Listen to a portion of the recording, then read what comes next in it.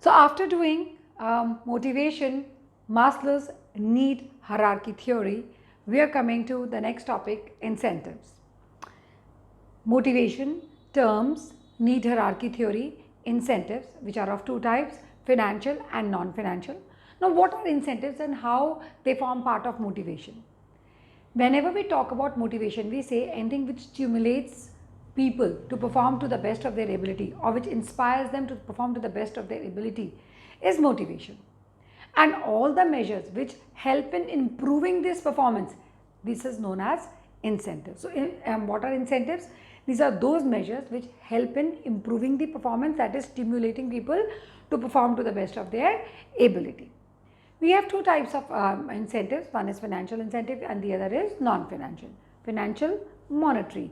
Non-financial, non-monetary. Let's go ahead and read what exactly do we have. It means all the measures which are used to motivate people to improve performance. There are two types of incentives, financial and non-financial. So what we have to do is measures we have to encircle, and it motivates people and it helps to improve the performance. Since financial and non-financial are there, financial incentive refer to incentive which are in direct monetary form. So they are basically in money or monetary terms. They can be measured or are measurable in monetary terms to serve and motivate people. Yes, for motivating or inspiring the people. These incentives are provided either on the individual basis or group basis.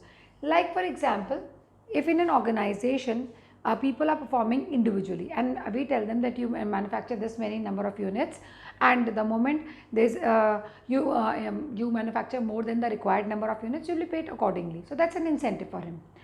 Where there is a group of people or the group is given a target of manufacturing 100 units and the group performs 120 units, so the 20 units incentive all the complete group will get, and that benefit is derived by all of them. So it can be either of the ways. First one we are going to start off with is bonus. Now what's a bonus? See, sometimes what happens is whatever you get over and above your salary, maybe you've got a project to complete and you complete the project on time, or the number of employees working in the organization complete the project on time, or some kind of target production which was more than what the regular production was. So you are paid your above over and above your wages. This is what is known as bonus. Like example, people get Diwali bonus because they do extra production for Diwali. They get Christmas bonus because they do extra production for Christmas. Is an incentive plan offered over and above the wage salary to the employee. Next, what is wage or salary or pay or allowance? Salary is a basic monetary. Now here we have basic monetary. This is over and above. This is the key word out here. Okay. This is basic monetary incentive for every employee. It includes pay and DA. What is pay? Pay is your salary. Salary is given as basic pay. This is your basic pay which you get. So all of us get our basic pay, that is a salary which we are supposed to get, and then we get diurnal allowance as per the inflation. So if there is inflation and there is a change in the diurnal allowance, that means that the employer is trying to adjust as per the kind of inflation they are trying to pay you or cover up your cost of living. In some organization, it is performance based. So when you perform well, you get good incentives or you get good pay or allowances. It includes increments in pay every year and enhancement of allowances. So of course, the pay gets increased every year. There is enhancement. That's why when people talk about each other every financial year, they talk about what is your increment in pay this year. This year, because of COVID-19, none of us got any increment. Many of the organizations have not paid any or given any increment to their employees, and moreover people are working from home. So even there is a cut of 70, there is a cut of 30% salary also, only 70% salary is being paid. But then again, that 70% is basic pay and dearness allowance. So incentives have not been given this year. That's how pay and allowances will be accorded. Now, productivity linked wage. The number of units you produce, something like your differential piece weight system which you did in chapter 2, one of the techniques of Taylor. Number of units you produce, you get paid accordingly. So when wages are linked with productivity, right, and individual or group basis, while whether you're individually producing or on the basis of group you're producing. This helps to increase productivity. Yes. Why? Because in order to get more salary, people manufacture more. Next is profit sharing. Now, what is the idea behind profit sharing? Like when you complete a particular target, or you achieve particular kind of goal, or you do the required productivity, the extra profit which the company earns, some percentage of the profit is shared with the people. So the people feel happy that whatever extra production they had done, they have been paid off for that. Is meant to provide a share to employees in profits of the organization. This serves to motivate employee to improve their performance. It also helps by contributing towards profits. And yes, people, when they know that whenever the profit will increase, they will get more, or they will get extra pay, or some share in the profits, they try to actually work for increasing the profits of the organization. Alright, next is retirement benefit.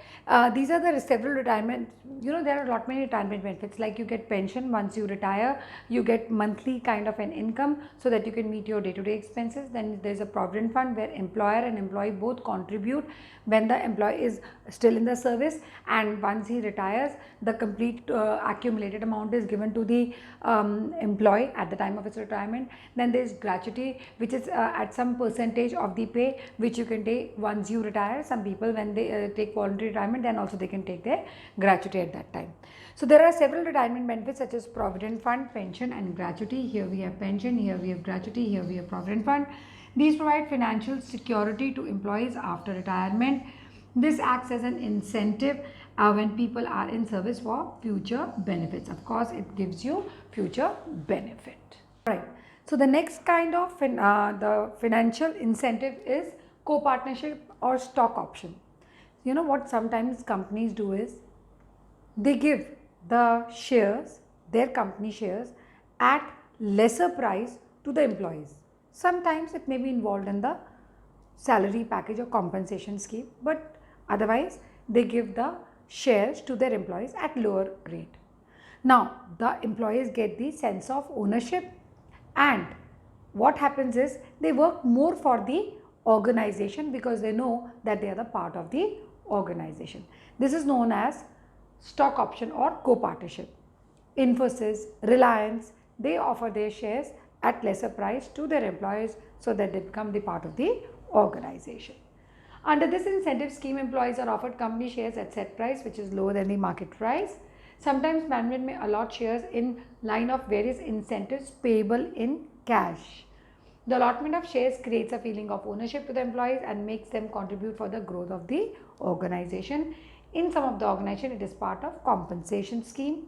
Like in Infosys, it's part of the compensation scheme, and Reliance otherwise offers co-partnership or stock option to its employees. Next, perks. In many companies, perks or fringe benefits are given, like they are offered car allowances, housing, medical aid, education to the children, and this is done over and above the salary, and it really motivates the employees. I'll give you one example of it. I know a firm called, if you've heard of ONGC, since I belong to Dehradun and I remember being there, people working in ONGC were always called son-in-laws of ONGC, because ONGC provides from pin to elephant everything as a fringe benefit. So that's what is all about monetary incentives. So we just finished off with financial incentives. Now we are doing non-financial incentives. What are non-financial incentives? Like financial incentives are monetary in nature, non-financial are not monetary in nature. They basically aim at, or they highlight the psychological, social and esteem needs. So only money aspect cannot motivate a person. Sometimes non-monetary aspects also play a very important role.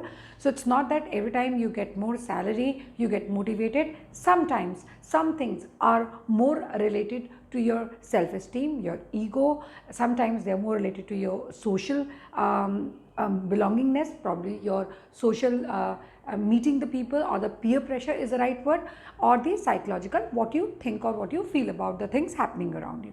So when we talk about the non-monetary aspect, there's one kind of incentive which is called promotion. That's the only incentive which is both financial as well as non-financial in nature. It is non-financial in nature because the moment you're promoted, you get your self-esteem or your ego gets boosted. Then immediately what happens is you get the psychological benefit that yes, you are at some particular level higher than what you were before, and you get a social acceptance among your peers, say yes, that you have been promoted and like you are hardworking or you are better than others in the work. So that kind of non-monetary incentive gives you a boost or motivation or stimulation to work harder. Now, promotion also brings a change in your responsibility, but it also brings a change in your pay package. The salary also becomes more, so monetary aspect is also involved. That is the only incentive which is both monetary and non-monetary. So when we talk about the incentives, we talk about non-financial incentives which are not satisfied by money alone, but also includes psychological, social and emotional factors to provide motivation to employees is called non-financial incentives. Sometimes monetary aspect may also be involved in non-financial incentives. So sometimes the monetary aspect is involved, like what we have promotion. Financial aspect is payment of extra money which you get as salary, and non-financial aspect out here is psychological satisfaction, feeling of elevation that you feel happy about. Increase in status, of course your status becomes better. Increase in authority, you get more responsibility or you are at a higher level. And then there's a challenge in the job because you are able to do a more challenging job once you are promoted, once you get promoted from a lower level to higher level. There are different types of non-monetary incentives. So the first point we're going to discuss is status. Status means ranking of position in the organization. Authority, responsibility, rewards, recognition, perks and prestige of job indicate the status given to a person. Now when we talk about status given to a person, why it includes, why is it non-monetary? Why is it not like promotion? When you get promoted, then also you get a different kind of ranking in the job? Undoubtedly, yes. But once you reach that ranking, it keeps on giving you a boost throughout the time to go for higher ranking or higher status. And that's non-monetary in nature because whatever you're doing for the purpose of getting a higher position. That gives you a kick, that gives you happiness, right? So the psychological, social esteem needs are satisfied through status. Undoubtedly, people simply feel happy when they get a higher status. Organizational climate. What kind of organizational climate do you face every day? If you go out for a job or if you are going to school, what kind of organizational climate you have? See, if you as students go to a school which is very rules based, which is very strict, you are very uncomfortable there. You're not motivated to go there. Rules should be there, but there should be some kind of flexibility to do other things also. When we talk about organizational climate, similar happens with the people who are working as employees in the organization, that there should be some kind of flexibility to do any kind of work. That some kind of flexibility is what? Organizational climate indicates the characteristics which describe an organization and actually distinguish one organization from the other. So if I'm working in a particular kind of organization and it has a particular characteristic, like for example, I get more freedom to express my views to my boss. Now the organization climate is very flexible and it's very subordinate friendly. But in an organization where there's a leader or where there's a person who's very autocratic in nature, who doesn't listen to anybody at all, who's very strict, and whenever you say something, he stops you from speaking, you would not like it. You would simply not like it. So that organizational climate is not at all flexible. These characteristics influence the behavior of individuals in the organization, undoubtedly. So examples are individual autonomy. How much freedom do you get to express your views? Reward orientation. What kind of rewards do you get? What are the benefits do you get? Like for example, are you, if you perform a particular task, are you appraised for it? Do you get appraisal? Do you get monetary benefit? Do you get recognition? Consideration to employees. Are employees considered? Yes, undoubtedly. Like if a person is not feeling well, what kind of, or when the person wants a leave, what kind of the atmosphere prevails in the organization. Risk taking. Now, risk taking from the point of view of the employee. So if you are there to take some kind of risk, are your bosses or is your organization that compatible with you, that they appreciate you for taking some kind of initiative, they give you that kind of leverage or not? That is what is organizational climate. So if managers take positive measures regarding, now if they are positive about it regarding these aspects, it helps to develop better organizational climate.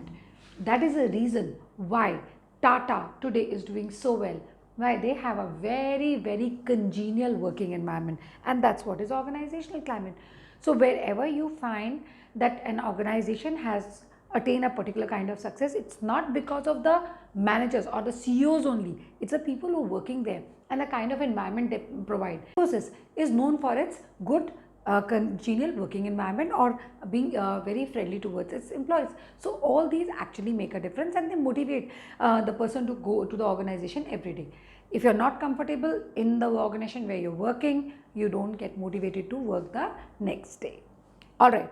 Employee empowerment. Now, what do we mean by employee empowerment? Empowerment means that how much authority or freedom do you give to how much do you empower your employee to take decisions. Sometimes, organizations don't give any power to their employees to perform a particular kind of task, and what happens is that they have to go to their boss to take every decision or to take permission for a particular kind of work, and that that brings out a very different working environment. People are not happy. Why? Because despite of having a good ranking status, position, authority, they are unable to take that kind of decision. So it's very important that in an organization, if someone has a particular designation, it's the prerogative of the superior to give that much of authority to the subordinate that he takes the decision and he completes the task. He doesn't have to run around every time to his boss to take permission for smaller tasks. It means giving more autonomy. Autonomy means freedom and powers to subordinate. Empowerment makes people feel that their jobs are very important. This feelings contributes positively. It contributes, of course, positively to the use of skills and talents in the performance of the job. Imagine if you go to your teacher and you want to go to the washroom and you ask her, ma'am, can I go to the washroom? She goes running to the principal to take permission, or to go to vice principal or coordinator and takes permission, and then comes back to the class and then gives you permission. Next person goes who wants to go to the washroom or to drink water, same thing happens. What would happen? There would be utter chaos. Nothing can actually work out that way. So that much of empowerment or that much of autonomy has to be given to employees to take decisions. That is what is employee empowerment. All right, next we come to is career advancement opportunity. Now, as we all know, career advancement means we are talking about non-financial incentives. So career advancement relates to nothing else but promotion. Is promotion a non-financial incentive? Yes, it is. It works as tonic. Why? The moment you get promoted, you feel more happy about the job which you're performing or which you're doing. Why? Because it gives you a happy feeling. Again, all non-monetary incentives give you happy feeling, they make you comfortable, they may give you sense of recognition, and that is why non-monetary incentives are very important. Every individual wants to grow to the higher level in the organization. Managers should provide opportunity to employees to improve their skills and be promoted to higher level. So see, when you're performing a particular kind of task and you get promoted, then you know your self-worth. Why? Because you know that whatever you have been doing, you've been appreciated for. Appropriate skill development programs and sound promotion policy. So when you have proper skill development programs and you have a good promotion policy, it helps employees to achieve promotions. They get promoted. Now promotion works as nothing else but tonic and encourages employees to exhibit good or improved performance. That's what career advancement opportunity does in the organization. Okay, so next we're talking about is job enrichment. What do we mean by job enrichment? When we talk about job transfers, we talk about job enrichment. See, when people perform, they're shifted from one job to another. They perform different types of jobs. They get lots of experience in it, and they are able to relate that how their employees are going to perform in a particular job. So why job enrichment is good? It's good so that people, when they are promoted, they're able to relate to jobs there, or even if they are not promoted, if they get a different job, they get different experience and they're able to work better. It gives a better work prospect to them. Enriched job means variety of jobs, doing variety of jobs, like you're shifting from one particular department to another or from one particular kind of activity to another. Job enrichment is concerned with designing jobs that include greater variety of work, content, require higher level of knowledge and skill, give workers more autonomy. Autonomy means again freedom and responsibility. Why? Because they are able to perform different types of jobs, so that these kind of people are given more freedom to perform that task as well as given more responsibility. See, if we have people with the right mindset and they are able to perform the task, it's always good in future that they would be able to take up the jobs in a better manner. All right, and provide the opportunity for personal growth and meaningful work experience. See, again, I've been talking about, this has been talking about personal growth. Taking job in a right manner exactly means the same. The narrative, if jobs are enriched and made interesting, the job itself becomes a source of motivation. Any day for any individual, if you are able to perform variety of jobs, it always comes out as a job enrichment opportunity for you. Like I've been working in school, I have got the opportunity of being an annual function in charge, being a valedictory function in charge, I've been an activity in charge, I've been a class teacher, I've been subject teacher, teaching variety of subjects or my own subject. So I've been doing variety of things in the same institution where I've been working for last many years. Now that has actually made me a better teacher, it has worked in my growth, and it has also helped me in learning different kind of jobs. So whenever I leave or I try to shift from this job to a higher perspective job, I'll be able to relate to people, I'll be able to work in a broader perspective. Employee participation. Employee participation means how much your employees are interested in doing a particular thing. So if you involve employees, see, people resist doing extra work or work, so they do as much as required. When you involve people in decision making, in suggestions, in calling them for different variety of work, what happens is, the moment they get involved and if their ideas are liked by people, they get motivated or inspired to work in a better manner. That is why organizations, what they do is, they have joint management committees or they have different kind of committees for different kind of jobs. Employee participation, it means involving employees in decision making of issues related to them. So when you involve employees in decision making related to them, it is employee participation. These programs are in practice in many companies as joint management committees and work committee. So people form different types of committees and they perform the particular kind of task. Employee participation, people form committees, they are given enough of autonomy to take decisions and perform the task. Next comes job security. Wow, सबसे important, most important non-monetary incentive. If my job is secure, I'm very happy about it. Of course, there's a limitation to it. Like we have a merit out here that enriched jobs make, if the jobs are enriched, it becomes interesting, people like to work. Similarly, job security has another limitation. What is the limitation like? When people feel their jobs are secure, they become complacent. They become, literally, right word is, they procrastinate work. They say it's okay, fine, we are here only, nothing is going to happen. Alright. Job security. Job security means that employees want their jobs to be very, very secure. Why they want it to be secure? Because they want to be certain about stability, about future income, right? So that they do not feel worried on the aspects and work with the greater zeal. Now, job security has one limitation, and you know what is the limitation? The limitation is that when people are secure about their job, they become complacent. Why they become complacent?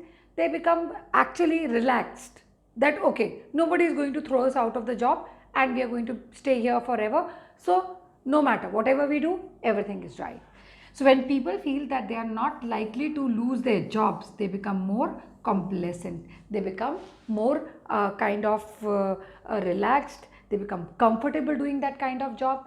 In India, job security is one of the most important non-monetary incentive. If people are given this kind of job security, people feel happy doing that job. It is one of the most important motivational aspect for them. Like we have job enrichment out here, it gives a merit that it makes job interesting. Job security makes people like their job and continue performing their job because it makes them feel that yes, they are not going to be thrown out of jobs.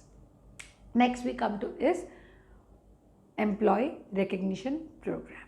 Okay, next we come to is employee recognition program. It's very important to recognize your employees in the organization.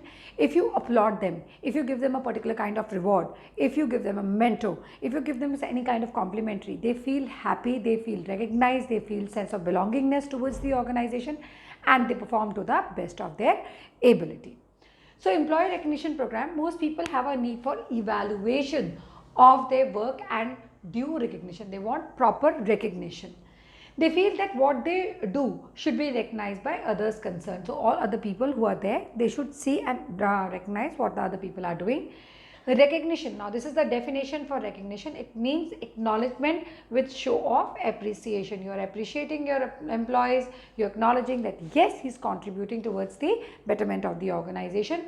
When such appreciation is given to the work performed by the employees, they feel motivated to perform work at higher levels. See, whenever we have any annual function or whenever we have any kind of function or valedictory function, the principal of the school usually makes an announcement appreciating the efforts of all the people who have worked for that particular function. So that's kind of employee recognition program. When a class teacher appreciates you for putting your efforts in for any kind of project, that's employee that may not be employee, that is student recognition program, but that's kind of recognition you get. The examples of employee recognition are congratulating the employee for good performance, display on the notice board. So when you display the name on the notice board and you appreciate the person, or in the company's newsletter, so either in the company's newsletter or in the magazine of the school about the achievement of employee, installing awards, and you have an award ceremony or certificate for the best performance, so you give different kinds of certificates, or distributing mementos. When you give mementos, complimentaries like t-shirts, this is kind of a recognition of the employee for the particular kind of job. Rewarding an employee for giving valuable suggestions. You take their name in front of others. That's just commendable way to appreciate other for giving their contribution towards the organization. And anytime, so whenever I teach and my children appreciate me or they give comment on my YouTube, I also feel good. That may not be employee recognition program, but that's kind of a motivating factor for me too, despite of being a teacher. So that kind of recognition is required by everyone. A very important question, difference between financial and non-financial incentives. We already know. You can add up here example also. I just have forgotten to add up the example out here. So first is difference between financial, non-financial incentive. Financial, these can be measured in terms of money, so ones which are monetary in nature, and these cannot be measured in terms of money, so which cannot be measured in terms of money are non-financial in nature. Then required, these are highly effective in case of workers, so these are required for the workers, and these are effective in case of the managers. These are required for the higher level people, the managers. Level of satisfaction, these help in satisfying lower level needs, that's your basic need, that is your food, clothing and shelter, whereas these help in satisfying higher level of needs. These higher level of needs are esteem needs, self-actualization, so you feel good about it. Tangibility, these are tangible or visible in terms of money. You can measure them. You can say tangibility, or you can say these can be measured is the right word. These can be measured, but non-financial incentive, they are not, they cannot be measured, and they are totally intangible because you feel good about them. These are intangible as monetary aspect is not visible but can be felt with status, growth, satisfaction, recognition, happiness. All these things make you feel good about the non-monetary incentive. When you talk about example, you can give your bonus, you can give your pay allowances. When you talk about non-financial incentive, you can give employee recognition program, job enrichment. So these are the examples you can give. I'll write here job enrichment, okay, and I'll write here 1 or 2 out here, bonus and pay and salary. Okay, so these are the examples for non-monetary and monetary incentives. I hope the topic motivation is clear. In motivation, we have done terms, we have done features, we have done needs, hierarchy theory of motivation, we have done incentives, non-financial and financial. So I hope this topic is clear. We'll meet with the next topic, that is leadership. Till then, bye-bye.